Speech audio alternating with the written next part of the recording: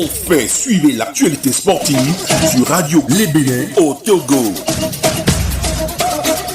Grand sportif tous les lundis de 9h à 10h avec la rubrique Passe à l'acteur. Rediffusion les mercredis soirs de 19h à 20h. Suivez chaque dernier vendredi du mois l'émission Que sont-ils devenus? Une présentation d'André le Baobab.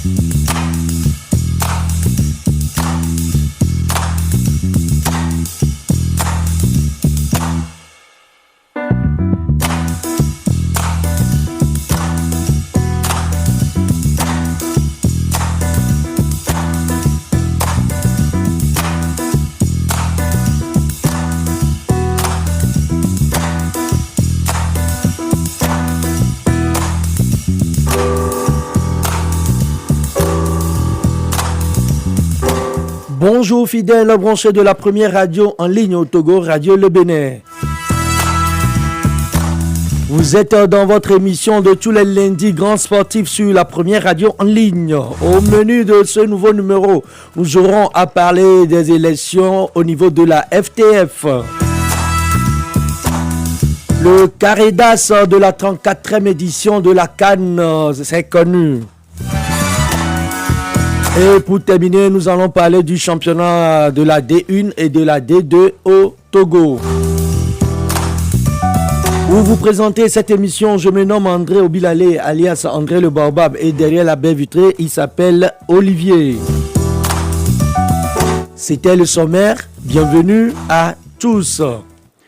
Le colonel Guy Kossi Bezondé Akpovi a été réélu ce 3 février lors du congrès ordinaire électif qui s'est tenu à l'hôtel 2 février. Avec un programme assez sur 9 points essentiels, le colonel Guy Kossi Akpovi dirigera le football togolais pendant 4 années. Le nouveau bureau de la FTF se compose de 12 membres dont 2 femmes. Écoutons le deuxième vice-président Agoro Medisiribi sur les 9 axes du programme. De toutes ces actions, la première a reposé sur le développement du football à la base. Cela est une préoccupation. Nous l'avions entamé précédemment, mais cela doit s'inscrire dans une continuité certaine. Nous allons maintenir ce pilier d'action comme un pilier très fort. L'autre pilier d'action inscrit au programme futur, c'est le développement de la médecine, du football et la santé des joueurs.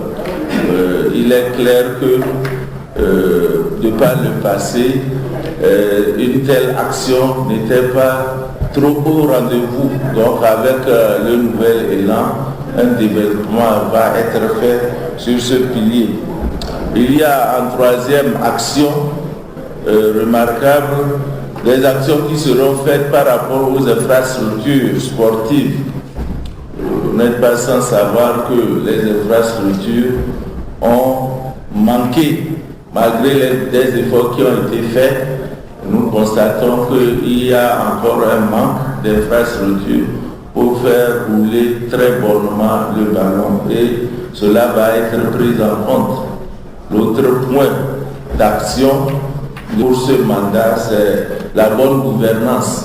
Elle est requise et le bureau nouveau s'engagera véritablement dans une bonne gouvernance avec des comptes rendus et des redditions. Cela a été fait ce matin et cela sera servi au public sportif togolais en tant que de besoin. L'autre pilier très fort qui a été annoncé d'ailleurs, c'est dans le discours du représentant de Madame le ministre des Sports, c'est la professionnalisation du football.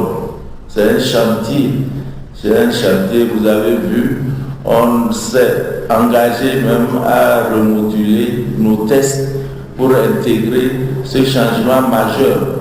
Désormais, dans les statuts, il y aura un article dédié à la Ligue professionnelle du football et ensemble avec la fédération, les deux organes vont faire en sorte que le football au Togo devienne de plus en plus professionnel. L'autre axe qui n'est pas des moindres, c'est le marketing, la promotion de notre football et son marketing. Nous avons des talents, comment les promouvoir, comment promouvoir le football togolais, cela dépend des actions à exécuter. Et donc, un chantier sera ouvert pour que notre football soit des plus connus et des plus vendus.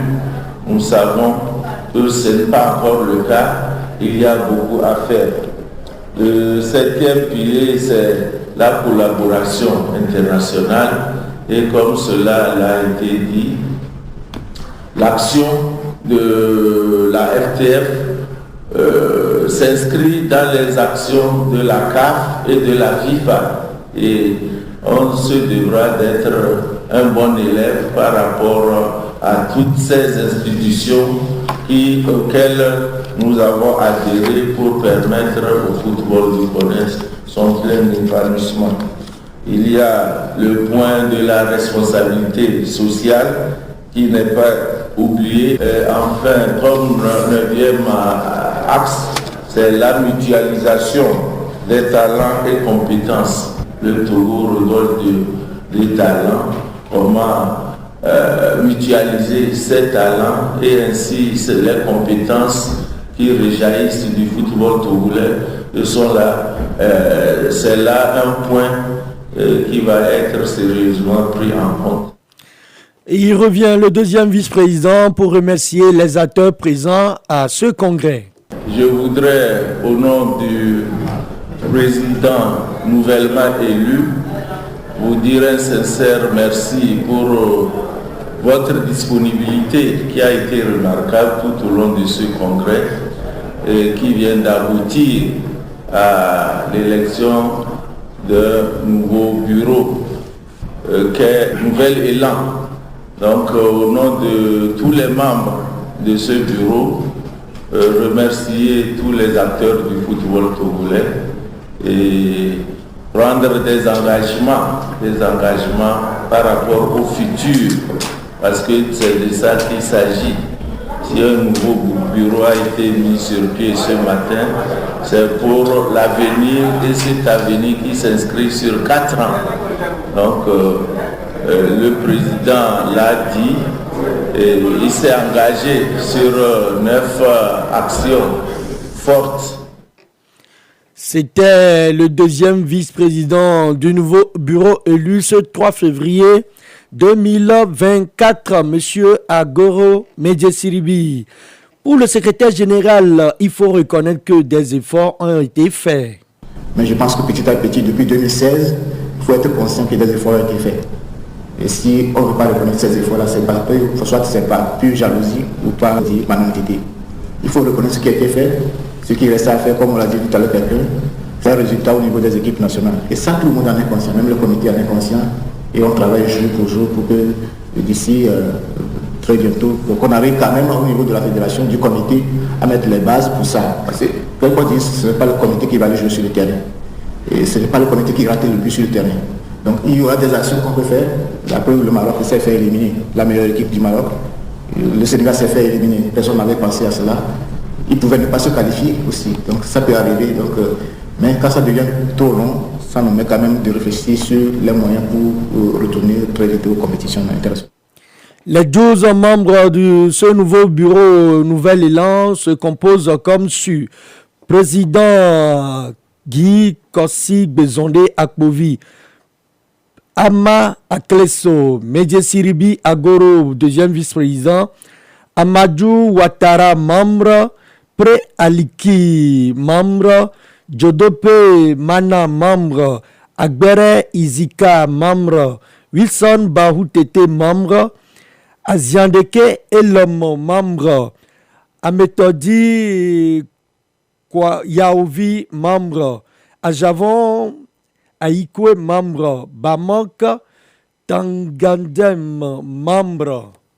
Grand sportif tous les lundis de 9h à 10h avec la rubrique Face à l'acteur. Rediffusion les mercredis soirs de 19h à 20h. Lentement mais sûrement, les éléphants ressuscités sont dans le carré d'as de la 34e édition de la CAN 2024 en Côte d'Ivoire, en éliminant les Aigles du Mali au bout de la prolongation. Les protégés de Didier Drogba sont-ils en train de faire du miracle après le repêchage?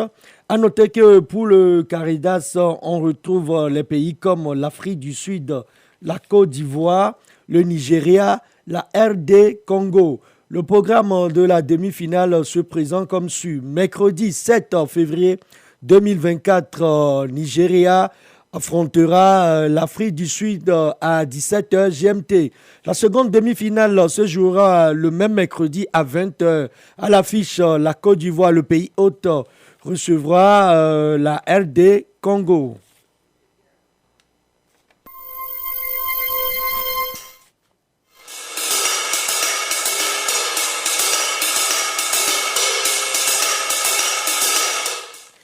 Le championnat de la deuxième division au Togo a été disputé en milieu de semaine. Le 11e chapitre dans la poule A et la poule B, c'est le statu quo. En tête du classement, première dans la poule A, Étoile filante en déplacement, s'est imposé 3-2 face à Arabia. Agaza a brisé le signe indien en battant la JCA 3-0. Dans la poule B, plus rien n'arrête le FC Aknou qui s'est imposé 2-0 devant Agoua FC de Bafilo. Le classement de la deuxième division se poursuit comme suit après ce 11e chapitre. Dans la poule A, Étoile filante tient solidement la tête avec 23 points, suivi de Agaza FC 18 points, Asfosa 3e 17 points, Arabia 15 points occupe la 4e place, 5e Ange FC 14 points plus 1 5e, 6e Maranatha 13 points, 7e JCA 9 points moins 6, 8e Olympique de Vaud avec 8 points moins 6. Dans la poule B, FC Aknou, premier avec 23 points plus 8. Ifodé, deuxième, 22 points plus 5. Arsenal, 18 points plus 5. Fouadan, 16 points, occupe la 4e place plus 1. Koreki, 15 points plus 2. TAC, 6e, 11 points moins 5. 7e, Sarah FC, 10 points moins 5. Et Agoua, bon dernier de la classe, 8 points, moins 11. Grand sportif tous les lundis de 9h à 10h avec la rubrique Face à l'acteur. Rediffusion les mercredis soirs de 19h à 20h.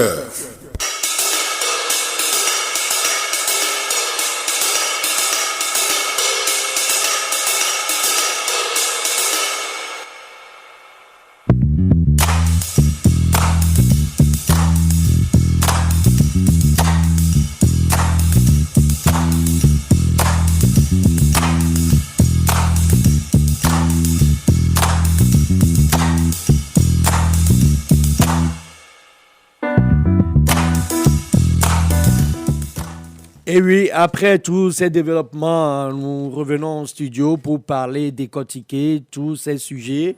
J'ai en studio avec moi pour la nouvelle année, c'est ça son apparition. Dans cette nouvelle année, Sedem Akoui, bonjour. Oui, bonjour André, bonjour André, bonjour au milieu de Radio Le Bénin, bonjour technicien. J'espère que voilà, on se porte bien. Ouais, on ne sait pas encore. Profite aussi, comme vous venez de le dire, de souhaiter une bonne et heureuse année à tout le monde. À tout le monde, surtout nos amis de la diaspora. Exactement. Vous n'allez pas nommer une diaspora Oh, non, pas exactement, puisqu'ils sont, Comme donation le fait chaque fois. ils sont nombreux à nous suivre. Donc, Oui, du coup, voilà, coucou un coucou à tout le à eux monde. tous. Voilà. Oui, je reste toujours avec vous. Cédem, ce 3 février passé, c'était les élections au niveau de la FTF. Le colonel Guy Akpovi qui a été réélu pour un nouveau mandat de 4 ans pour conduire le football togolais. C'était une seule liste, tout le monde s'y attendait, mais ça peut chambouler aussi, mais il a été réélu par acclamation. Qu'est-ce que cela vous dit, la réélection du colonel Akpovi? Moi, en fait, rien. Ouais.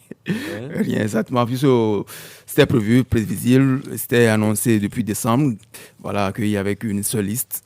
Et comme prévu, les membres de la fédération, tout ce qui compose ceux qui ont le droit d'aller voter ont été présents, sauf quelques-uns qui n'ont pas pu être à jour au niveau de leurs tests. Ouais, Oui. parce qu'ils n'ont pas organisé les Voilà, congrès. les congrès qu'il faut pour être à jour avec les tests de la fédération. Exactement.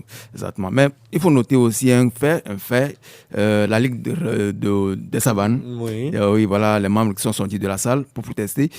Et je suis d'avis avec eux. Guy Akpovi a fait 8 ans. Il disait, voilà, au cours de ces 8 ans-là, il n'y a rien qui a été fait dans la région des Savanes. Et rien comment... Oui, j'ai vu parce que puisque les tests de la fédération disent maintenant que le ballon doit rouler sur des terrains gazonnés. Oui. Et les gens de la savane protestent qu'il y a dans leur zone là-bas, il n'y a pas de terrain, même pas gazonné. Et ils sont... Mais est-ce que c'est l'apanage de la fédération de construire des terrains? Ce n'est pas l'apanage de la fédération de construire des terrains, mais la fédération peut contribuer à construire des terrains. Les projets Goal sont là. Les projets Goal, c'est pas pour construire les terrains. Parce que non, les projets Goal, c'est pour le développement du football. Mais le développement du football passe Pas par les infrastructures. Oui. Mais c'est quoi qu'on dise, la construction des infrastructures, ça ressort de l'État. C'est l'État. La preuve en est que quand on prend le Bénin actuellement, le Bénin a des infrastructures, mais c'est pas la fédération béninoise qui l'a fait, c'est l'État qui l'a fait. Et il y a des projets qui sont en vue pour la construction des stades dans presque toutes les régions actuellement. Mais si on veut dire la fédération doit construire les terrains dans toutes les régions, vous pensez que ça peut aller? Mais ce n'est pas la fédération qui construit les terrains. La fédération reçoit des fonds pour aider à la construction de ces terrains-là. Vous voulez parler du projet Goal. Dans le projet Goal, il y a des volets qui sont là pour la promotion des infrastructures. Et dans la région des Savanes, ça s'est crié que voilà, 2 équipes, mais 3 équipes, Djabi, Fouadan et puis Doumbé, n'ont pas eu des installations adéquates sur lesquelles évoluer. Et ces équipes-là sont obligées d'aller dans la région des Kara pour pouvoir jouer. Et le coût, voilà, ces dirigeants-là disent le coût d'un déplacement pour un seul match, c'est à peu près 350 000 francs. Et en plus, l'équipe qui est en déplacement pour aller jouer paie 150 000 francs à la Ligue qui reçoit, ce qui est inconcevable. Si Doumbé ou bien Fouadan qui se déplace tout le temps pour aller jouer paie 350 000 francs par journée, vous imaginez? Alors, la subvention de l'État pour cette compétition-là, on la connaît. Et les 350 000 francs, les 5 millions donnés, si vous enlevez par journée les 350 000, imaginez ce qui reste à ces formations-là. Ce n'est pas logique que voilà, pendant 8 ans, que voilà, la fédération, mais le bureau de Guy Maisonnet Akpovi n'ont rien pu faire pour que cette zone-là soit au moins couverte ou au moins couverte pour que la compétition puisse se dérouler sur ces terrains-là. Moi, j'ai du mal à concevoir cette situation. J'espère que voilà, pour ce 3e mandat, le président Guy Akpovi va changer son fusil d'épaule et puis va s'attaquer à d'autres régions qui ont besoin vraiment de développement. Mais Cédem, si vous le dites ainsi, et on doit faire comprendre à nos auditeurs que vraiment, dans un pays, la construction des infrastructures, comme je le dis, c'est l'État qui doit le faire, mettre ces infrastructures en place pour les équipes. Et maintenant, peut-être la fédération peut venir en aide, peut-être en imposant des gazons synthétiques comme il a fait, ou bien à renouveler certains terrains comme il a fait. Déjà, l'État l'a construit, maintenant la fédération est venue rénover parce que ça a été abandonné. Là, on peut comprendre, parce que si la fédération va vouloir construire des infrastructures ou bien mettre des infrastructures dans toutes les régions, là, l'argent qu'envoie la CAF et la FIFA ne servirait qu'à construire des termes. Nous allons écouter le secrétaire général Hervé Tété Agboudan sur ce sujet. Malheureusement, c'est dans la salle que nous avons découvert le courrier qui a été adressé, heureusement, pas à la fédération, mais au ministère de tutelle. Nous n'avons même pas été mis à l'accord. Mais nous, on n'a pas attendu, surtout le comité qui n'a pas attendu ce courrier-là pour commencer par réfléchir sur ce qu'on peut apporter à la Ligue des Savanes.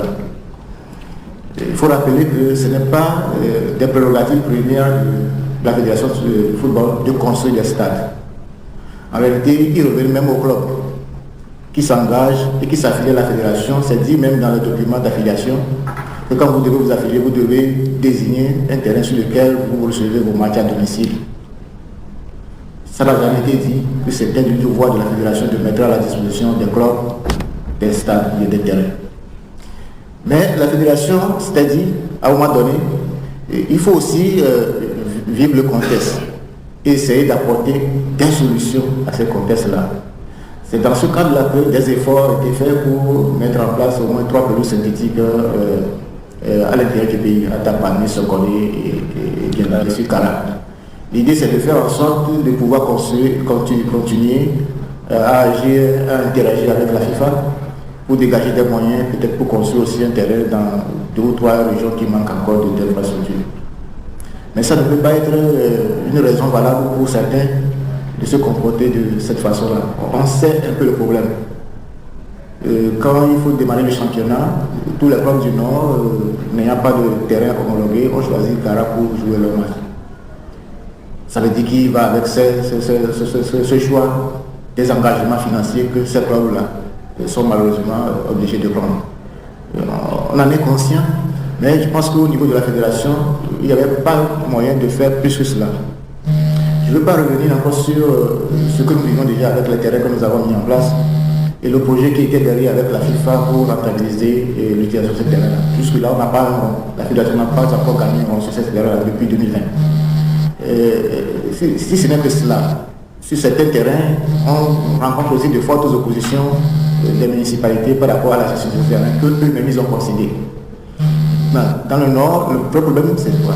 Est-ce que nous avons aujourd'hui un foncier disponible qui est mis à la disposition de la fédération pour qu'on réfléchisse sur un projet? Nous avons tout à l'heure parlé avec eux des projets de rénovation ou de construction des sièges des ligues. C'est aussi dans le même volet parce que si nous devons même dépenser l'argent de la FIFA pour construire des sièges ou rénover des sièges, il faut s'assurer que le foncier, c'est-à-dire le terrain, appartienne soit à la ligue, soit à la fédération. Donc, les réflexions, j'allais dire, continuent dans ce sens-là pour trouver des solutions. On a déjà discuté une fois avec les responsables de la Ligue des Savanes, mais ils étaient venus pour autre sujet. C'était pas, les infrastructures n'étaient pas leur priorité majeure. Mais au niveau du comité, je pense qu'il y a encore 2 semaines, le 19 janvier, lors de la réunion d'urgence, il y a quand même été jeté quelques bases pour continuer par réfléchir, parce que malgré la situation, même si on n'a pas les moyens, ou bien les critères, les conditions de la FIFA ne permettent plus de faire ce que nous avons déjà fait à Tapani, Sokone et à Kara, la fédération elle-même doit se faire violence pour dégager quelques moyens à travers les sponsors et puis le marketing, parce que c'est justement pour ça que dans le volet de notre camp régional, il a été mis un accent sur le développement du marketing pour pouvoir faire rentrer de l'argent. Si c'est notre argent, c'est-à-dire l'argent de la fédération, qui ne vient pas de la FIFA ou de la CAF, nous pouvons l'utiliser comme nous voulons, quitte à rendre compte aux membres ou aux venus. Mais si c'est l'argent de la FIFA et de la CAF, il y a des critères, il y a des conditions sur lesquelles vous pouvez le dépenser.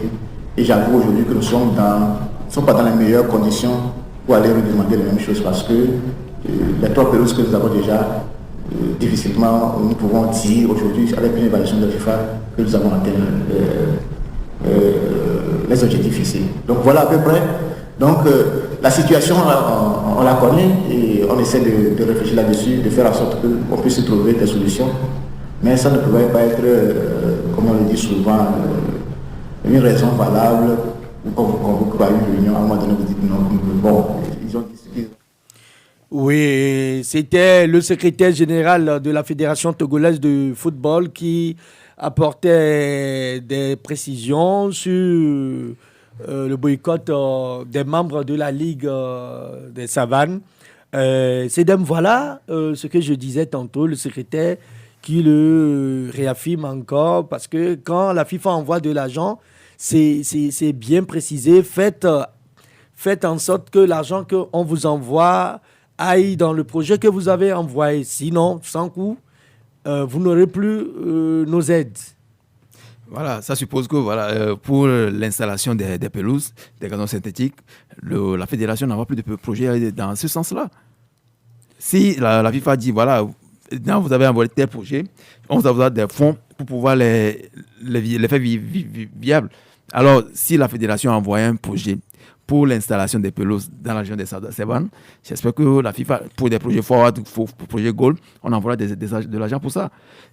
Le secrétaire nous disait qu'il n'y a pas un terrain acquis à la fédération, mais le club Doumbé ou bien Fouadan ont des installations déjà en place. Si ces terrains sont déjà en place, la pose du terrain de gazon synthétique ne posera pas de problème.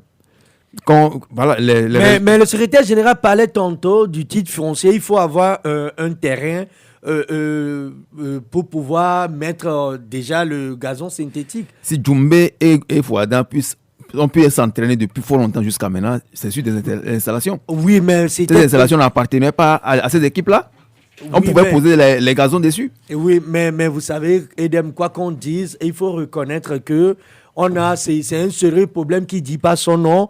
Tout le monde sait que le problème du football togolais, c'est les infrastructures. Ouais. Mais est-ce que c'est une manière de jeter tout ce tort sur la fédération, que la fédération n'a pas construit des stades? Je ne pense pas que c'est la fédération, comme je le dis, c'est pas la fédération qui doit le faire, et c'est pas à ce moment, à l'instant T, au jour de congrès, qui vont vouloir se faire attendre, parce que le SG vient de le dire tantôt, c'est ce 3 février qu'ils ont su leur lettre et tout.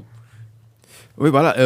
Je ne refuse pas. Peut-être pour la meilleure façon de se faire entendre pour eux, c'est l'occasion-là. C'est l'occasion-là. C'est l'occasion-là. S'ils ne le font pas, qui doit saura qu'il y a un problème à Dapan? Mais est-ce que vous avez jeté un coup d'œil sur leur lettre quand ils parlent de l'injustice? Qu'est-ce qu'ils mettent dans l'injustice? Mais ils l'ont détaillé. Si vous vous déplacez, vous payez 150 000 francs à la ligue dans laquelle vous y allez. Vous payez le déplacement. En fait, ils ont dit pour une journée, ils dépensent 350 000 francs. Mais c'est trop. Oui, c'est trop. Par rapport à la subvention. Et en plus, il le dit par rapport à d'autres équipes qui se déplacent dans d'autres ligues, c'est eux seuls qui paient le droit de terrain pour la ligue là. Mais est-ce que c'est la meilleure manière de réclamer cela? Eh bien, s'ils le disent déjà et qu'on ne l'entende pas, moi je pense que c'est la même manière. C'est la meilleure manière. Nous avons en studio avec nous notre confrère, un confrère, Donatien Sossou, pour sa première fois dans notre studio. Donatien, bonjour. Bonjour André, bonjour au plateau, bonjour aux auditeurs et auditrices. Vous êtes bien sûr sur la première radio en ligne au Togo, Radio Le Bénin. Vous avez entendu parler? Effectivement, un studio que je viens de découvrir aujourd'hui, très bien meublé, avec des couleurs harmonieuses autant pour moi. Je suis très ravi d'être là ce matin. Merci, je reste avec vous. On parlait tantôt des élections au niveau de la FTF qui a eu lieu ce 3 février à l'hôtel de février. Le colonel Kossi Guy Akpovi qui a été réélu pour un nouveau mandat de 4 ans pour peaufiner, pour parfaire ce qu'il a commencé. Comment vous avez apprécié cette élection? Je dirais une réélection logique de ma part. Pour moi, selon moi, c'est une réélection logique parce que vu tout ce que le gars a accompli jusque-là, le colonel, hein? Autant pour moi, le colonel, vu tout ce que le colonel Akpovi a accompli jusque-là, dire aujourd'hui que ne pas reconduire le colonel Akbovi. Je pense qu'il y a des règlements de compte qui veulent se faire et il ne faut pas passer par notre sport roi, un sport de tout un peuple pour faire un sport de paix qui réunit, voilà, un sport de paix, un sport fédérateur. Ouais. Aujourd'hui, il y en a qui disent, qui met sur le dos d'Akbovi, du colonel Akbovi, cette non-qualification pour ces 3 derniers CAN. Moi, je dirais que la qualification d'une équipe nationale à la CAN, ça ne dépend pas directement du président de la Fédé, ça passe dans un premier temps par les joueurs. Et aujourd'hui, est-ce qu'on a encore ces joueurs de stand-in là qu'on avait aujourd'hui dans les années 2006? Dans les années 2006. Aujourd'hui, est-ce qu'on a encore un certain Emmanuel Adebayoche dans cette équipe nationale, il faut le dire. Aujourd'hui, est-ce qu'on a encore un gardien de renom comme un Agassa Kossi qui faisait la pluie et le beau temps en Ligue 1? À Reims, on l'a tous vu ce que Agassa Kossi a fait pour cette équipe nationale. Aujourd'hui, est-ce qu'on a encore les Salif Mustafa? Aujourd'hui, on a encore ces joueurs de trompe là qui peuvent rehausser le niveau de cette sélection. Il faut reconnaître que pour toute équipe, il y a des hauts et des bas. Ouais. Et lorsque les bas viennent, il faut juste aller accepter, refaire la construction. Et je pense que c'est ce qui se fait aujourd'hui. Parce qu'aujourd'hui, on voit que notre football reprend vie avec Paolo Duarte qui fait un travail assez énorme. Oui, je reste toujours avec vous. Pour ce nouveau mandat, vous, en tant qu'un acteur de ce sport roi, qu'est-ce que le colonel peut apporter pour encore gravir les échelons ou bien parfaire tout ce qu'il a commencé? La première des choses, je dirais le football à la base. Mais pour cela, ça va... Ce qui se trouve dans le programme. Oui. Mais pour cela, ça va dépendre des premiers partenaires de la fédération qui sont les clubs. Parce que nous sommes tous... nous savons tous que nos clubs n'ont pas d'équipe de jeunes aujourd'hui. Et pour faire un championnat des jeunes, il faut que ces clubs-là aient des équipes de jeunes. Mais certaines personnes te diront qu'on a des centres, on a des académies. Non. Les premiers partenaires de la fédération sont les clubs et non les académies. Lorsqu'on parle de football à la base, ce n'est pas le championnat scolaire en fait. Il y a une différence. Il faut mettre ces différences-là. Le championnat scolaire relève de la tâche du ministère. C'est le ministère qui s'en charge. Lorsqu'on parle du football, à la base, c'est les championnats de jeunes qui s'organisent par la fédération et à travers les équipes de jeunes que nos différents clubs ont. Et aujourd'hui, combien de clubs togolais ont une équipe de jeunes? On va les compter au bout des doigts. On ne saurait on n'en a même pas. On n'en a même pas. On avait un temps entendu ASK qui voulait monter une équipe de jeunes, mais depuis là, le projet est tombé à l'eau. Voilà, le projet est en stand-by. Et aujourd'hui, les gens ne cessent de tirer sur la fédération sans toutefois avoir les meilleures informations, sans toutefois avoir les preuves concrètes.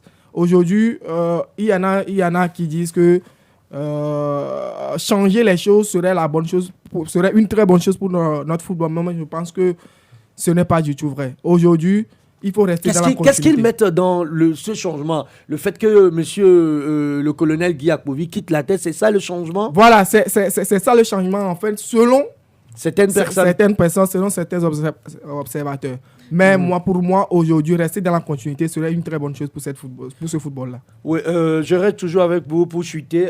On parlait tout de suite, avant que vous ne rentriez en studio avec CDM, on parlait de boycott qui a eu lieu au congrès de la dernière fois. Les gens de boycott, moi je ne parlerai pas de boycott. Ils ont quitté la salle. C'est bien vrai, ils étaient minoritaires. Ils étaient 6 personnes qui ont quitté la salle, mais l'élection a eu lieu, le colonel Akbovi a été réélu. On parlait de ce qu'ils ont envoyé, une lettre dans laquelle ils dénonçaient, ils parlaient de l'injustice. Comment avez-vous apprécié ce comportement des gens de la Ligue de Savane?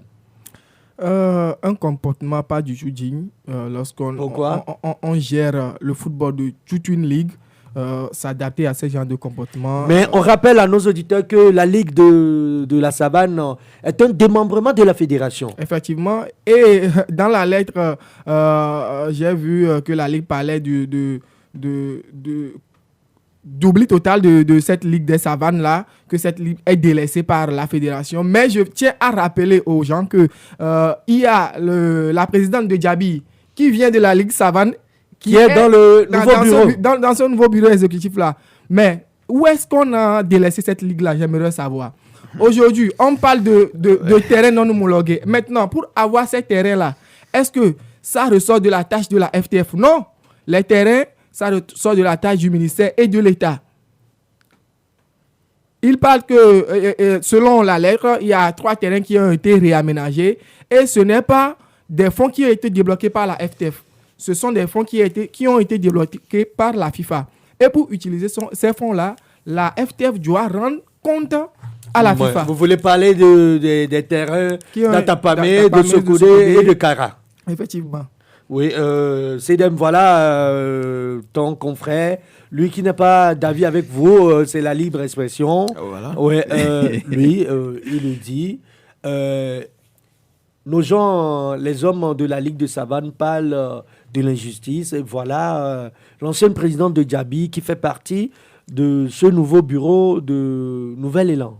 Vous avez dit un nouveau bureau. Oui. Le gars a fait, bon en fait, Guy Mesondé Akpovi a fait quoi? 2 mandats. Pourquoi vous aimez l'appeler le gars? C'est un colonel. Le colonel a fait 2 mandats sans la présence de ces gens-là dans le mais tout le monde ne peut pas faire partie du bureau. Vous pouvez me dire, mais alors que parce que la présence de Djabi vient d'arriver, que voilà, on s'intéresse à ces gens-là. André, moi, je veux clore cette partie-là. Je voulais un peu revenir sur le Donatien l'a annoncé. Son développement, oui. Le football à la base. J'ai suivi en fait le championnat de régional. Oui, le championnat scolaire. Alors non, régional 1 que la Ligue de Lomé organise. C'est toute une histoire. Ça veut dire que les clubs peinent à vouloir jouer ce championnat-là parce qu'il n'y a pas de fonds, parce qu'il n'y a pas de financement. Les clubs, lorsque vous ne soutenez pas ces jeunes-là, on parle de football à la base. Avant d'avoir le football à la base, il faut y avoir des moyens. Oui, c'est les moyens. Il faut avoir des moyens. Et on hésite de ces clubs-là, ce qu'on hésite des clubs de première division. Ça veut dire que vous arrivez sur le terrain avec la sécurité, la Croix-Rouge, tout ça, là, tout le travail qu'il faut à un club de première division pour jouer un match.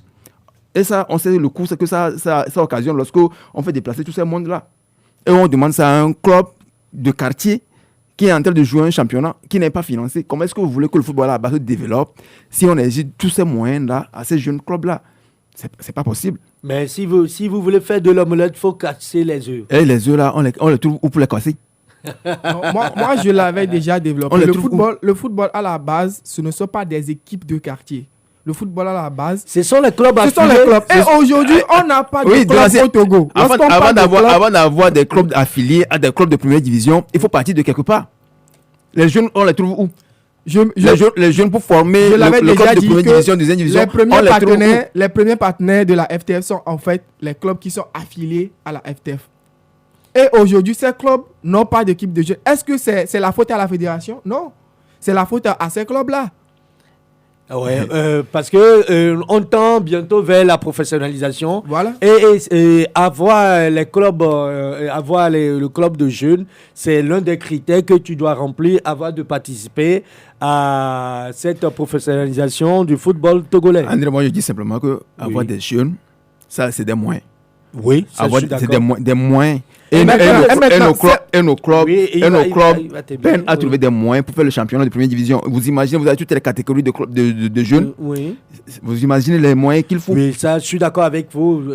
Donc, du coup, on ne peut pas demander à ces clubs-là d'avoir toutes les catégories. Si les clubs-là, les seniors, on n'arrive même pas à les entretenir. Non, si ça n'est ainsi, ne parlons plus de football à la base. Parce que c'est nous-mêmes on est obligé de parler de football à la base. Si on veut avoir de la relève au haut niveau, il vient de citer les anciens au niveau de l'équipe nationale qui ne sont plus. Mais avant d'avoir cette relève-là, il faut partir d'ici. Je suis d'accord. Donc, c'est pourquoi je te dis, si on veut faire de l'omelette, on sera obligé de casser les œufs. Tant mieux. Je me dis, mon confrère est en train de parler de moyens. Est-ce que ces moyens seront débloqués par la FTF? C'est ce que j'aimerais savoir dans moi, j'ai jamais cité la FTF d'envoyer des moyens là-bas. Et dans un second temps, aujourd'hui, nos clubs doivent chercher des partenariats. Et c'est ce que la FTF aussi essaie de faire. Mais chercher des partenariats au Togo, c'est un peu difficile, mais on a des clubs qui sont sur la bonne voie. L'exemple d'Agaza qui s'est uni avec CCP Royal l'autre fois. Oui. Il faut passer par ces moyens aussi. Et il faut produire du jeu. Aujourd'hui, je vois que ce championnat-là reste, il n'y a pas d'engouement. Voilà, il n'y a pas cet engouement-là. Et ça dépend aussi de nous, le public. Est-ce que Lorsqu'on dit et du jeu que produit les voilà, et du jeu que produisent les clubs. Lorsqu'on parle du championnat aujourd'hui, lorsqu'on dit qu'il y a un match de championnat aujourd'hui, lorsque vous allez au municipal de Lomé, vous allez seulement voir la tribune place qui est pleine. Les gradins sont quasiment vides. Et on veut développer ce football comment? C'est tout un travail d'un peuple. Oui, ça dépend de moi, ça dépend des acteurs, ça dépend il faudrait que tout le monde essaie d'apporter sa pierre à l'édifice de ce football. Mais on parlait tantôt des moyens de partenariat.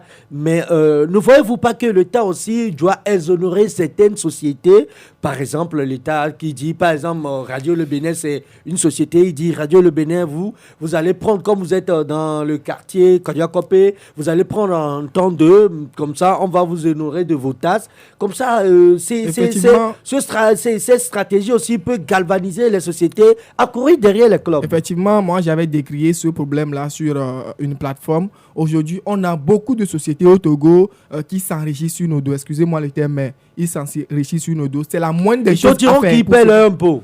Voilà. C'est la moindre des choses à faire pour ce football-là. Aujourd'hui, quand on prend Move, quand on prend des grandes compagnies qui sont ici au Togo, grâce à eux, on peut développer ce football-là parce qu'ils ont les moyens. Imaginez Move qui s'associe à un de nos clubs, même si c'est seulement. Ou bien il prend le championnat de la D2, on appelle D2 Move ou bien Togocom ou bien. Voilà. Ce qu'on dit. C'est pour cela. Comme la Lonato est en train de le faire. Voilà. C'est pour cela que je disais que ce développement, c'est une affaire de tout un chacun. Ouais. Du haut jusqu'en bas, du gouvernement jusqu'au dernier citoyen. Oui, dans les as de la FTF CDM, nous tous, nous le disons, il faudrait que prochainement, les éperviers puissent se qualifier pour la prochaine CAN.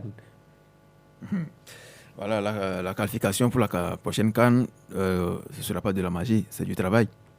Et le travail, Donatien l'a dit tout de suite, a déjà commencé avec Duaté, qui a mis les bases. Oui. Duaté qui a un bon boulot. Oui. Bon boulot, voilà. Mais il reste seulement à nos joueurs-là, ceux qui arrivent maintenant en sélection. De mouiller le maillot. Ceux qui arrivent en sélection, de se sentir, voilà, des commentaires des guerriers. Comme l'a dit toi, ces jeunes-là qui arrivaient en sélection camerounaise, vous devez venir, vous mourrez pour cette couleur-là. Vous défendez cette couleur jusqu'à la fin. Vous voyez les gars à la CAN? Vous voyez les Mauritaniens, vous voyez les Cap-Verdiens. Les Mauritaniens, on va les raconter bientôt. Ça veut dire que lorsque vous venez en sélection, vous êtes là pour ces couleurs-là. Ouais. On a vu le drapeau togolais. Voilà, on a vu le Sénégal ici, on a joué contre le Sénégal, on a fait match nul. On se disait si ce Sénégal allait à la CAN, mais vous avez vu le Sénégal. En plus, c'est le champion en titre. Vous avez vu le Sénégal en poule, ils ont été intraitables, ils sont très très cliniques. Ouais. Voilà, c'est de ça. 9 points. Ouais, c'est de ça en fait que nos joueurs ont besoin de cette valeur-là. Il faut qu'on leur inculque ça. Voilà, mais ils jouent le haut niveau. Est-ce qu'on a besoin encore de les inculquer ces valeurs-là? C'est vrai, la plupart sont des binationaux. Ils ne sont pas nés au pays. Ils savent pas. Mais ça ne veut pas dire que vous n'êtes pas né au pays, que vous n'avez pas mouillé. Est-ce que vous jouez comme ça dans vos clubs? Mais ils te diront que dans les clubs, ils sont payés mensuellement. Mais ce n'est pas une raison. Lorsque la couleur nation vous appelle, c'est un honneur qu'on vous fait. Parce qu'on est 8 millions de Togolais. C'est vous seul qu'on vient d'appeler pour venir défendre les couleurs. Donc vous venez avec une hargne. Ouais, voilà. Et André, en plus, oui. pour que ça puisse marcher, il faut que nos jeunes, aussi les jeunes qui suivent, arrêtent de faire la grosse tête. Dès qu'on vous appelle en U17, en U18 et en U23, vous pensez que voilà, votre carrière, vous êtes déjà arrivé au sommet. Il faut que ces jeunes-là sachent que voilà, il y a encore du boulot devant. Il y a des paliers à franchir. Voilà, pour pouvoir arriver en sélection A, il faut avoir des coffres. Avant d'arriver, dès que vous arrivez, vous savez que voilà, vous avez fait un truc. Pas parce qu'on vous a appelé en U17 ou bien en U20, vous commencez pas à piquer la grosse tête. On a vu des jeunes ici, ils ont fait une fois, 2 fois et puis c'est fini. Les jeunes là pensent qu'ils sont déjà arrivés. Voilà, ils pensent qu'ils sont déjà arrivés, c'est pas possible. Et aussi, pour finir, pour chuter en fait, nos dirigeants aussi, on a vu certains qui sont allés au Qatar.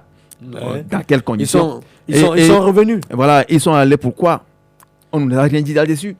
On a juste appris que voilà, il y a une compétition qui se déroule au Qatar. Le U23 a été conduit là-bas et parqué par Duaté. Est-ce que Duaté est habilité à conduire ces jeunes-là? Oui, c'est tout juste après qu'on a censuré les éperviers U23. On a remis ça à Duarte, c'est ce qui ça a été mis sur papier. Oui, ça a été mis sur papier. C'est Duarte actuellement qui est le sélectionneur des U23. Et on doit le dire aussi, les équipes nationales, c'est l'apanage de l'État. La fédération, c'est une délégation du pouvoir. Il fait le budget, il envoie tout au ministère des Sports. C'est au ministère des Sports d'envoyer au ministère des Finances et on envoie ça au Conseil des ministres si c'est adopté. On le fait même pour ces genres de tournois. Ça profite à la nation. La preuve en est que dès que Kevin a été déniché sur le tournoi de Toulon, on refuse pas. Aujourd'hui, les gens ont tendance à tirer sur ce genre de tournoi. Mais moi, je dis non. Moi, je ne tire pas sur le tournoi, mais je tire sur les conditions dans lesquelles ces gens sont embarqués pour aller à ce tournoi. Expliquez-nous un peu les conditions. Moi aussi, j'entends qu'on me l'explique. Mais est-ce que l'État a accompagné les U23? C'est la question qui est posée. Il faudrait que l'État essaie d'accompagner un temps soit peu. On sait qu'il y a des priorités. Il y a la santé, il y a l'éducation. Mais un temps soit peu, ce qui donne la joie aux Togolais, il faut l'accompagner un peu. Bon, on te dira qu'il n'y a pas les moyens. Il faut aussi rappeler aux gens que l'équipe nationale, en fait, ce n'est pas un club. On ne peut pas transférer des joueurs. C'est à partir de ce genre de tournoi qu'on peut dénicher de nouveaux joueurs. C'était un tournoi test qui était organisé pour permettre à Paulo Djadé d'intégrer d'autres binationaux. Et c'est à travers ces genre de tournoi qu'on a découvert beaucoup de binationaux ici. Il faut prendre aujourd'hui le cas du Cap-Vert, qui a fait une très bonne canne. Les gens ont tendance à crier, voilà le Cap-Vert qui fait une bonne canne, mais c'est un travail qui a été fait en amont. Il y a beaucoup de Portugais qui sont aujourd'hui dans cette équipe du Cap-Vert. Il y a beaucoup de binationaux. Quand vous prenez le 11 entrant de cette équipe du Cap-Vert, pratiquement la moitié de cette équipe-là sont des binationaux. Lorsque vous prenez la Guinée équatoriale aujourd'hui, pratiquement la moitié de cette équipe sont des binationaux. Et c'est ce qu'on n'a pas tendance à comprendre ici au Togo. Quand on fait appel aux binationaux, les gens ont tendance à dire « Oh non, il faut appeler les locaux pour qu'ils puissent mouiller le maillot. » Oh, c'est archi faux. Aujourd'hui, est-ce que ces locaux-là sont capables? Oui, mais on a besoin des locaux aussi. On a besoin des locaux, je ne refuse pas. Il faut un tour pour faire... Si, bien évidemment, ces locaux sont à la hauteur. Il faut le souligner. Parce qu'on a tous vu ce que cette équipe locale a foutu lors des qualifications du CHAN. Il faut prendre les meilleurs joueurs du moment qui sont des Togolais. Lorsque quelqu'un est binational, il a pratiquement des origines togolaises. Moi, je ne vois pas l'inquiétude là-bas. Si la personne peut représenter ce maillot-là, cette tunique jaune-là, si la personne peut mouiller ce maillot-là pour nous offrir la qualification, alors tant mieux. Ouais, vous voulez dire quelque chose? Oui, voilà, je voulais dire, depuis la Turquie, Duarte avait recruté des temps de jeunes de U23. Jusqu'à maintenant, combien sont en sélection A? Et ces jeunes qu'on avait recrutés depuis Turquie jusqu'à maintenant, ils sont où? On a Aziangbe aujourd'hui qui avait fait un très bon match face au Sénégal. Ces jeunes-là qu'on a recrutés depuis Turquie jusqu'à maintenant, ils sont où? Il me peut d'Aziangbe seul. On a Thibaut Klidjer qui fait du bon boulot. Mais non, qu'on arrête de nous bluffer avec ces gens d'histoire. Qu'on arrête de nous bluffer. Donc pour vous, on n'a pas besoin de ces gens de tournois? Non, on en a besoin. Oui. On en a besoin si l'objectif, c'est d'avoir... Voilà, peut-être dans mon équipe, il y a ce poste-là qui est vacant. Peut-être le latéral gauche ne répond pas. Le droit ne répond pas. Donc, je vais aller tester ce jeune-là pour voir si il peut répondre valablement lorsque je l'appelle en sélection. Ah, là, je suis d'accord. Lorsque à la fin du tournoi, on me dit, voilà, ce jeune-là a réussi sur le test, je l'intègre. On peut pas me dire, voilà, il y a de l'argent qui coule au niveau du Qatar, on va aller récupérer, et puis voilà, on envoie des jeunes, et puis revient. Mais quel argent? Mais quel argent? Vous pensez qu'au Qatar, si vous menez vos enquêtes, ceux qui sont partis là-bas n'ont même rien perçu avant de quitter le Togo. Bon. Tu es d'accord avec moi? Exactement. Il faut aller à l'information. Sinon, ça là, c'est tout fourni. Les Qatariens ont organisé tout ce tournoi, ils ont pris tout en charge. Maintenant, reste à l'État de donner des primes, des per diem et à toute la délégation. Mais on ne sait pas si cela a été fait. Oui, si on verra. Bon, je reste avec vous, Cédem, pour parler de la grande fête footballistique qui se tient actuellement en Côte d'Ivoire. Oui. On est dans le Caridas et voilà le ressuscité, l'éléphant mort qui marche, qui veut aller toucher du fond cette coupe. Est-ce que vous attendez la Côte d'Ivoire à ce niveau? La Côte d'Ivoire, oui. Dès le départ, je me disais, c'est une équipe sur laquelle on peut miser. Mais à la sortie des poules, je me suis dit, cette équipe-là n'a pas d'âme. Mais au fur et à mesure que... Mais elle a été repêchée. Elle a été repêchée, mais... Meilleure troisième. À la suite de ces compétitions, j'ai vu une équipe qui a une mentalité assez forte avec à sa tête un MS Faye qui a organisé ces jeunes-là. Leur mental égalisé à la dernière minute et marqué un but à la dernière minute pour se qualifier. Ça fait 2 fois qu'ils le font. Et en plus, à 10 contre 11, ça veut dire que l'équipe ivoirienne a de la ressource. Maintenant, contre la RDC, on attend de voir. Les Congolais aussi, voilà, ils sont là. C'est ce mercredi. Ce mercredi, ils sont là pour aller en finale. On attend de voir ce que ça produira. Oui, Donatien, voilà le pays hôte, la Côte d'Ivoire, qui est en demi-finale. Est-ce que vous y attendez à cette étape pour le pays hôte? Pas forcément. Et pourquoi? Moi, personnellement... Son premier match, il a gagné. Son premier match, il a gagné 7, mais personnellement, je ne citais pas cette équipe... comme favori. C'est une canne qui nous a beaucoup montré. Il y a tant de surprises. Il y a beaucoup de surprises. Moi, je ne dirais pas de surprises, moi, je dirais plutôt des équipes qui travaillent et d'autres qui stagnent. Il y a des équipes qui travaillent, oui. On peut le dire aussi. Je vais en venir là aussi, parce qu'aujourd'hui, lorsqu'on prend le football moderne, ça passe par la tactique. Et en termes de tactique, les équipes, il n'y a pas de grande équipe en fait. C'est en termes d'individualité qu'il y a des grandes équipes. Mais en termes de collectif, il n'y a pas de petite équipe. Et aujourd'hui, cette CAN nous l'a montré qu'il n'y a plus de petite équipe en fait. Toutes les équipes se valent. Oui. Et moi, personnellement, je ne voyais pas la Côte d'Ivoire jusqu'en demi-finale. À cette étape-là. Et même après leur sortie des poules, je me disais que non, après, ils vont encore chuter. Mais cette équipe m'a surpris. Est-ce le départ de leur coach Je dirais non. Parce que si vous avez vu le choix qu'avait fait le coach, effectivement, il a mis presque tous les cadors sur le banc. Déjà, et quand le coach ivoirien est arrivé, il a remis tout à l'ordre. Je dirais que c'est une décision qui a été prise par les joueurs. Ils ont dit, ils ont déjà failli une fois. Ils ne le referont pas une deuxième fois. Ils sont déjà morts en fait.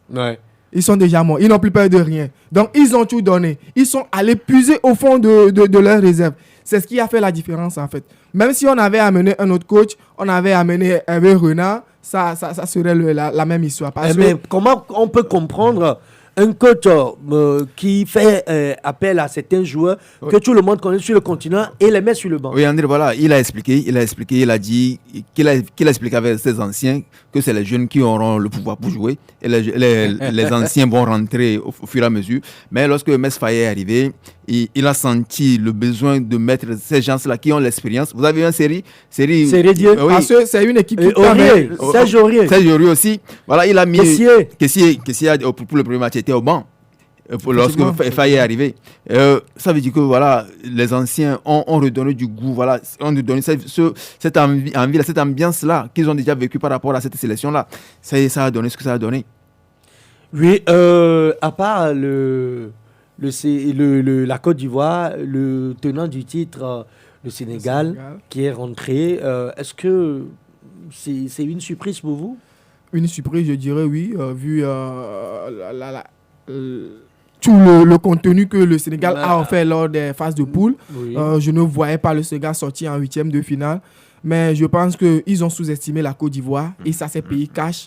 À 1-0, le Sénégal avait encore la possibilité de faire le break sur ce match, d'emballer sa qualification. Mais il y avait eu des occasions. Il y avait eu beaucoup d'occasions, mais ça n'a pas été le cas. Et ça s'est joué aussi sur des petits détails, des erreurs d'arbitrage. Déjà, l'arbitre qui s'est mis tout seul en difficulté depuis le début du match sur ce carton rouge qui n'a pas été donné à Sadio Mané. Je pense que... Mais il te parlera de la gestion du match. Effectivement, mais sur cette action-là, il n'y avait pas à redire sur cette action-là. C'était une très grosse semelle de la part de Sadio Mané qui était aussi à une hauteur du pied un peu élevée. C'était un carton rouge direct, il faut le dire.